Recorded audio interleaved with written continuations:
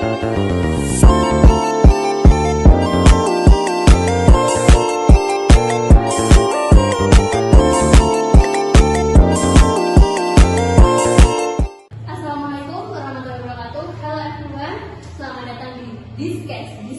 Podcast. Di video kali ini kita akan membahas tentang perekonomian yang ada di Indonesia. Tentunya saya tidak sendiri. Saya ditemani oleh teman-teman saya. Ada Kak Alan, ada Kak Senis, Oke, sebelum menuju ke materi inti, kita perkenalan terlebih dahulu kali ya yang lebih detail. Maka katakan kalau tidak kenal maka tak sayang. Agar kita saling menyayangi sebagai teman, kita harus kenalan dulu ya. Nama saya Misnaria Sari. Saya mahasiswa Universitas Islam Kediri, Prodi Manajemen semester 6. Silakan. Dan saya Alan Diananta dari mahasiswa Universitas Islam Kediri juga, Prodi Manajemen juga semester 6. Dan saya Sarita Firnanda, mahasiswa Universitas Islam Kediri dari Prodi Manajemen semester 6 juga. Oke, simak terus videonya ya. Check it out.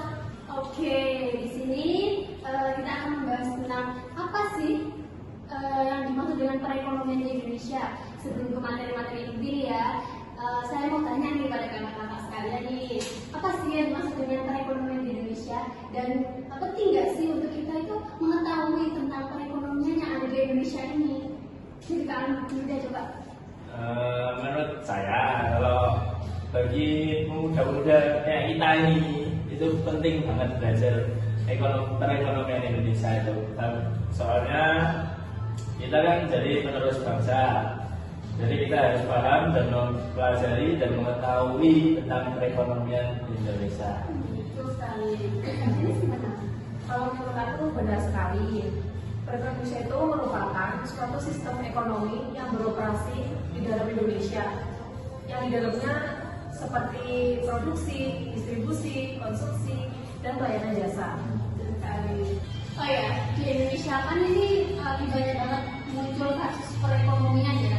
Kayak seperti contohnya nih, perusahaan-perusahaan itu kayak terkendala dengan modal. Jadi kita itu harus mengandalkan investasi asing. Terus berarti tambah dengan hutang negara yang terus meningkat. Terus defisit APBN, defisit APBN itu seperti pengeluarannya itu lebih banyak daripada pendapatan APBN gitu. Nah, ini mau tanya nih kalau kalian, gimana sih cara mengatasi permasalahan tersebut? Kalau menurut saya, cara mengatasi permasalahan tersebut seperti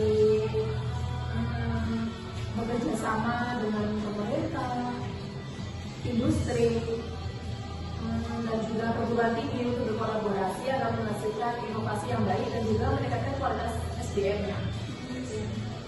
Ini saya awalnya. Kalau saya ambil contoh dari COVID-19 kemarin ya, itu kan perekonomian Indonesia kan lagi turun banget drastis. Terus dia kan banyak perusahaan yang belum nikah juga, dan untungnya pemerintahan itu membantu sedikit lah dari segi perekonomian Indonesia. Dulu kan Bank BI sama pemerintah itu dia bekerja sama untuk mengambil langkah-langkah membuat kebijakan fiskal sama moneter. Dia itu membantu meringankan perekonomian di Indonesia waktu itu. Contohnya itu ini ya, pajaknya itu kayak dikurangi, terus bunga-bunga yang ada di bank itu kan sebagian kan ada yang dibayarkan selama 6 bulan itu cuma bunganya saja gitu. Karena kan di Indonesia kan masih banyak permasalahan kayak SDM-nya yang banyak tapi nggak bisa cara mengolahnya itu gimana gitu ya. Di sini selanjutnya ngomong-ngomong soal perekonomian Indonesia ya. Pertumbuhan perekonomian Indonesia itu sangat penting. Tidak hanya di Indonesia, di negara lain pun perekonomian Indonesia itu sangat penting. Karena kalau pendapatan per kapitanya semakin naik, itu akan menyebabkan kesejahteraan kepada masyarakatnya. Tapi pemerintah itu harus memfasilitasi. Ambil aja contoh daerah lah. Daerah itu pasti ada keunggulan tersendiri, kayak seperti di kampung-kampung itu kan biasanya ada banyak petani yang unggul-unggul kan. Kayak gitu, pasti pemerintah itu harus mengawasi dan mensupport full dari kegiatan masyarakat itu agar kebijakan perekonomian di Indonesia berjalan dengan baik. Ya.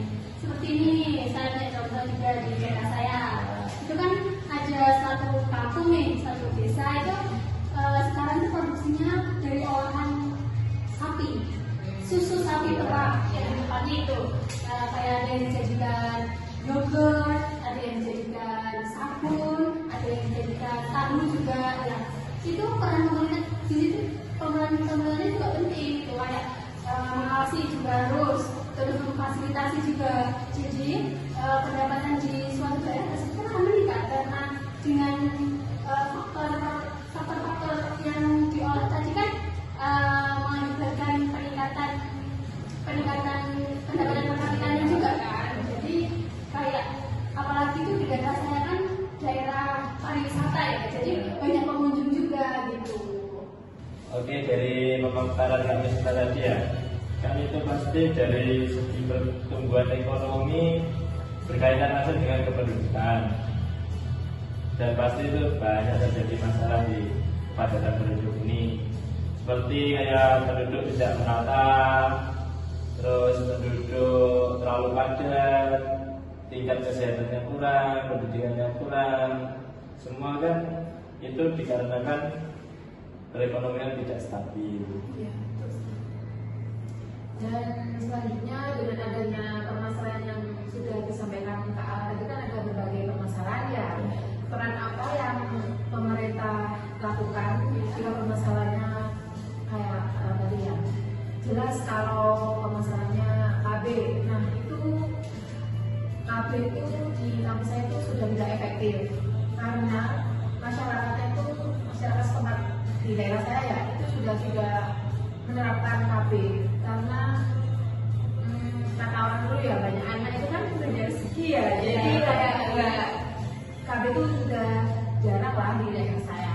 Iya sih. Terus sekali kalau masalah tentang KB itu emang kayak gitu ya. Iya. Kayak nggak ada yang semuanya gitu loh, nggak ada yang Nggak asal orang mau gitu. Iya, betul sekali. Sebenarnya permasalahan itu bisa diselesaikan juga sih dengan sosialisasi kepada anak-anak dan juga orang tua gitu. Kayak misalnya nih sosialisasi tentang pentingnya pendidikan untuk anak-anak gitu. Jadi kalau contohnya ya, kalau anak-anak itu dapat pendidikan yang baik, sosialisasi tentang pendidikan yang juga baik, dia itu tidak akan terpengaruh untuk cepat menikah gitu. Menikah dini. Sebenarnya juga ada sih permasalahan yang kayak menikah kan ada banyak sekali ya. Itu kalau kita sebagai generasi muda juga akan menerapkan pentingnya pendidikan itu tidak sebenarnya tidak terlalu apa ya, kayak pernikahan itu suatu ya emang itu kan hal yang iya itu, tapi kan kalau untuk pernikahan dini kan sebenarnya kayak kurang setuju gitu ya, karena kalau pernikahan dini kan juga akan apa sih yang dihasilkan di pernikahan itu kan juga pasti keturunan, dan keturunan itu kan juga akan menambah tingkat pendidikannya gitu. Itu juga menyebabkan permasalahan di segi ekonomi juga. Ya kalau orang tuanya itu mampu menafkahi anak-anaknya, nah kalau enggak kan kita terlalu membebankan ke negara kan. Nah itu jadi sosialisasi tentang pendidikan itu penting sekali, dan juga pemerintahnya harus menetapkan minimal menikah kalau di umur contohnya ya di umur 22 ini baru menikah, di bawah 22 kan juga nggak boleh nih, harus dikasih denda gitu. Iya. Terus kalau untuk ASN nih, kalau untuk ASN itu kan tunjangannya cuma 2 anak. Nah itu kan juga penerapan peraturan juga gitu. Kalau nanti di anak ketiga dan seterusnya kan nggak ada tunjangan gitu. Jadi orang-orang itu berpikir, oh jadi 2 anak aja udah cukup kali ya gitu. Kalau ASN kan dapat tunjangan 2 anak aja gitu, udah cukup. Nah, di sini selanjutnya membahas tentang konsep ketenagakerjaan di Indonesia. Dalam kependudukan dan ketenagakerjaan memiliki keterhubungan dalam konteks pembangunan ekonomi dan sosial negara. perbedaan jumlah, tingkat usia, tingkat pendidikan, dan juga migrasi penduduk yang memiliki pengaruh besar terhadap pengangguran di dalam negara. Dan selanjutnya ada masukan dari Sita. Ya sih, benar sekali. Kalau ada pertumbuhan penduduk nih, ada pertumbuhan penduduk yang tanpa diimbangi dengan adanya pertambahan lapangan pekerjaan, itu kan juga akan menambah angka pengangguran baru kan. Itu kan pastinya akan menambah beban negara juga gitu. Jadi kalau ada pertumbuhan ekonomi yang tidak stabil, itu kan juga akan pengangguran itu kan juga akan berbagi kepada negaranya gitu, akan membebankan ke daerahnya tersebut gitu. Benar kan? Nah, dampak dari kepadatan penduduk dan kurangnya lapangan pekerjaan yang kayak itu kan nanti bisa munculnya tingkat kriminalitas yang naik, terus pengangguran yang meningkat juga. Terus kan jadi masyarakat itu tergantungan dengan negara. Yes. Kayak gitu. Mengandalkan bantuan dari pemerintah ya, bansos gitu ya.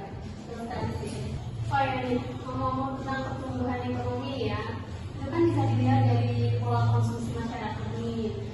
Kalau tentang konsumsi pengeluaran rumah tangga, itu kan bisa menjadi indikator untuk mengukur kesejahteraan keluarga gitu. Jadi kalau pengeluaran untuk makan itu sedikit, maka ekonomi itu juga semakin meningkat gitu, paling tinggi gitu. Nah, Kalau di sini ada beberapa faktor yang menurut saya, seperti seumpama semakin meningkatnya konsumsi orang tersebut akan mengakibatkan orang tersebut memiliki keinginan yang sangat tinggi seperti membeli barang branded, tas branded, makanan yang membeli yang berlebihan itulah ya. Soalnya kan ya juga pendapatannya kan semakin naik, jadi itu juga semakin banyak ya karena ya gitu lah. karena kan dia mengandalkan uangnya kan banyak gitu ya, yang meningkat Ya kayak merasa bisa beli apa-apa aja sih ya. yang jadi kebutuhan sama keinginannya itu kan lebih dipentingkan keinginannya ya. Ah, Ya maka dari itu kan pemerintah sekarang kan memindahkan ibu kota ya ke daerah lain. Ya karena soalnya ibu kota sekarang kan penduduknya sangat padat banget. iya. Kan ibu kota sekarang kan mau dipindah ke daerah lain yang kurang penduduknya lah agar tetap persebaran penduduk itu merata semua kayak gitu. Jadi kayak kalau ada